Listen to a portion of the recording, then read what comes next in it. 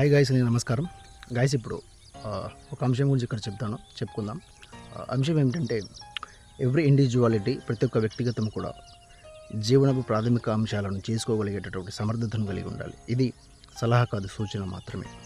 ఇప్పుడు మనం చూసుకుంటే మన ఫ్యామిలీ మెంబర్స్, మన అమ్మ, మన నాన్న, మన ఫ్యామిలీ మెంబర్స్, ఇతర ఫ్యామిలీ మెంబర్స్, వాళ్ళు మనకు ఏదైనా ఉన్నటువంటి జీవనపు ప్రాథమిక వర్క్స్ని వాళ్ళు చేసి మనకు అందించినప్పుడు, పనులను వాళ్ళు జరిపి మనకు అందించినప్పుడు, మనం వాటిని మనం తీసుకొని కదిలేటటువంటి రీతిలో మనందరం ఉన్నాము.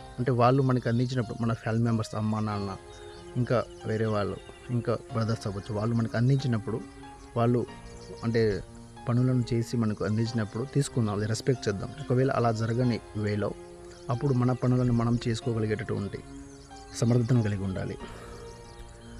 మన డిపెండెన్స్ వద్దు, మనకు ఫోర్స్ కూడా వద్దు. ఇంతే. రైట్.